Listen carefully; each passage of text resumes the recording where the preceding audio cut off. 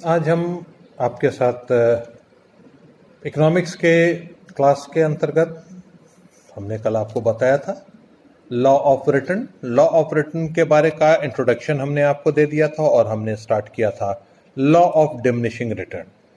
आज हम आपके साथ उसी में आगे बढ़ते हुए हम आपको बताएंगे कि इस नियम की मान्यताएं क्या क्या हैं, यानी कि अजम्पशन ऑफ द लॉ।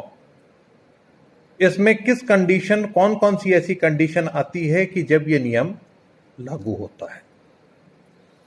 इसकी जैसे इसका कई एक कारण है जिसकी वजह से ये लागू होता है, जिसमें से एक कारण है कि उत्पादन तकनीक में सुधार नहीं होना, no improvement in production technique.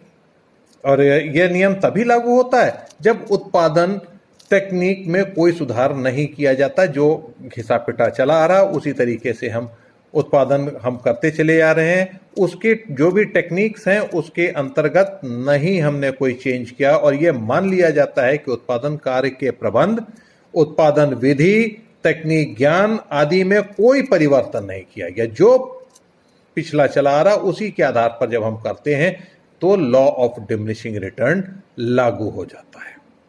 Number 2, एक ये कॉमन फैक्ट है।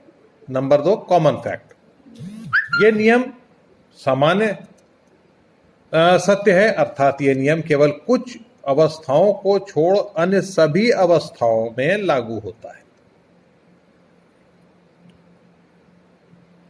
सारी अवस्थाओं में यह लागू होता है।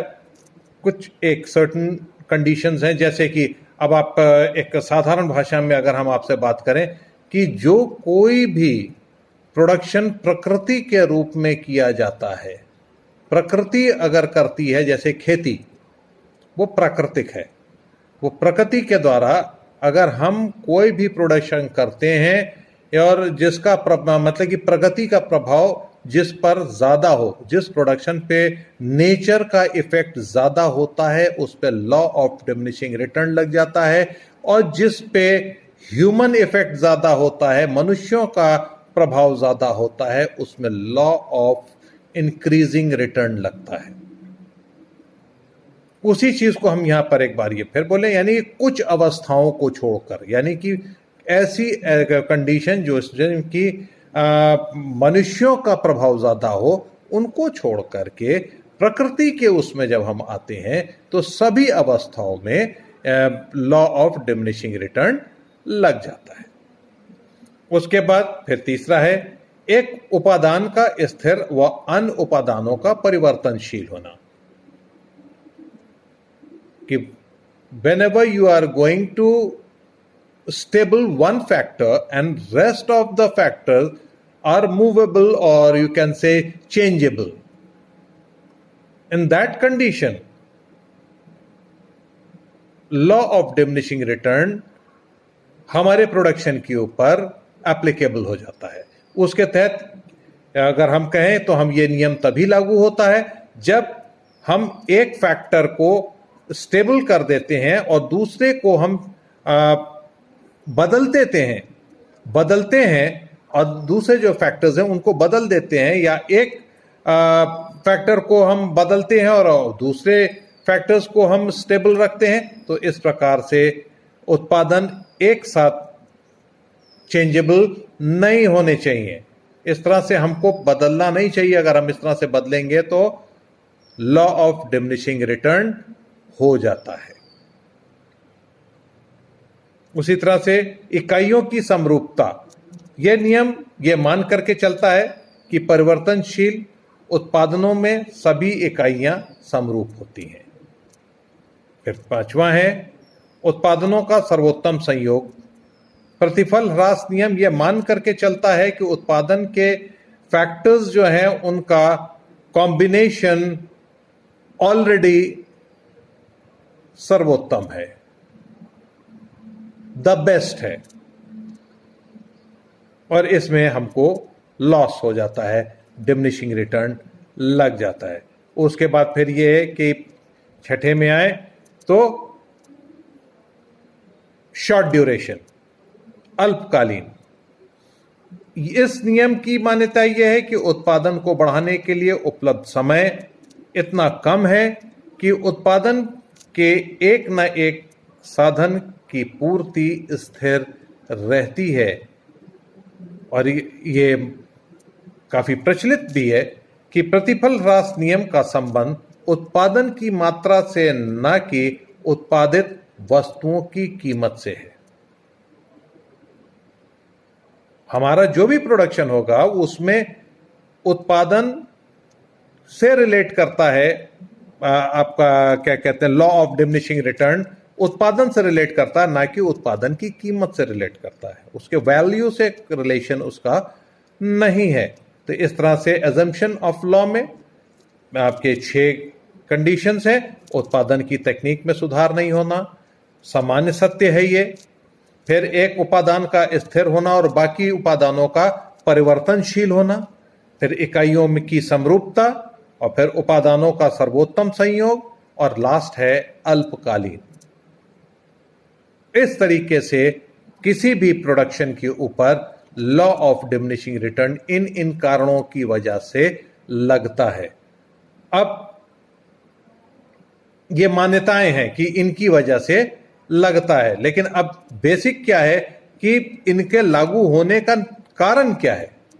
ये मान्यताएं हैं कि अगर आपके साथ प्रोडक्शन में ये चीजें हैं तो लॉ ऑफ डिमिनिशिंग रिटर्न लगेगा।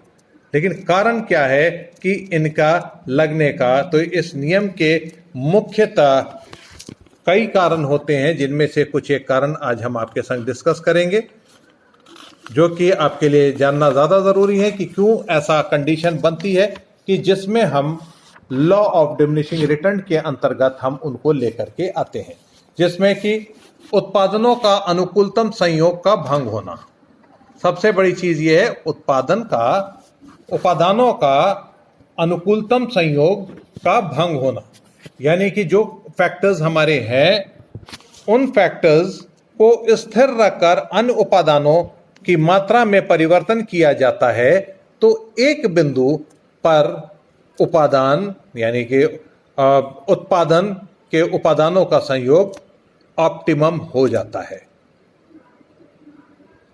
ऑप्टिमम हो जाता है, किंतु उत्पादन को बढ़ाने के लिए यदि हम इस बिंदु के बाद भी उत्पादनों को स्थिर रखकर 1-2 उपादानों में की मात्रा में वृद्धि की जाती है, तो उत्पादन का अनुकूलतम संयोग भंग हो जाता है और सीमांत उत्पादन, मार्जिनल प्रोडक्शन घटने लगता है, जिसके फलस्वरूप प्रतिफल ह्रास नियम लागू होने लगता है।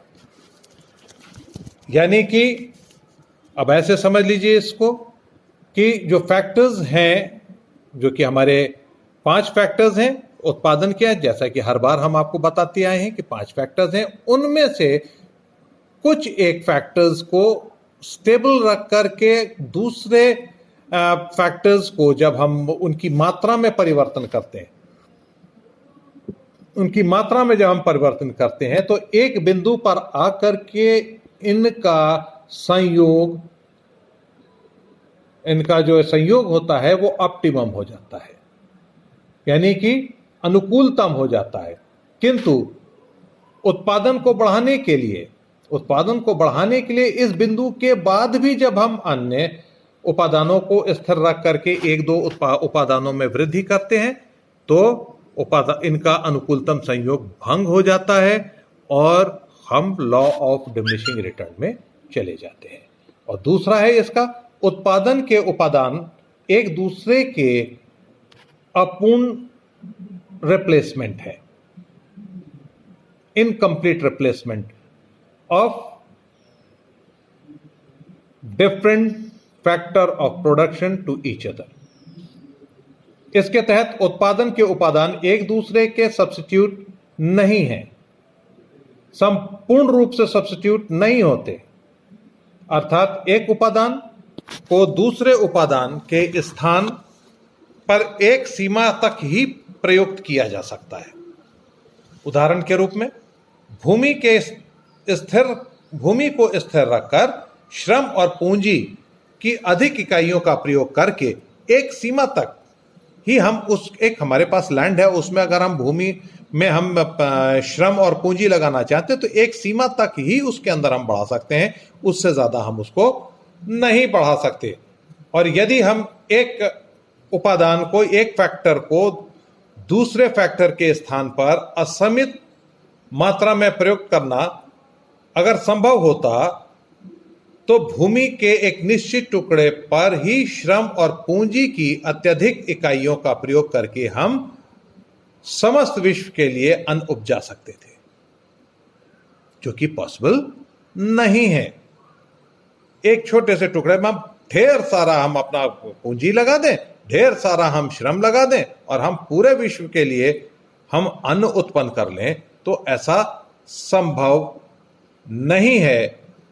तो क्योंकि उसका रीजन क्या है? उसका कारण यह है कि उत्पत्ति के उपादान एक दूसरे को पूर्णतः सब्स्टिट्यूट नहीं करते हैं, और जब तक उपादानों के मध्य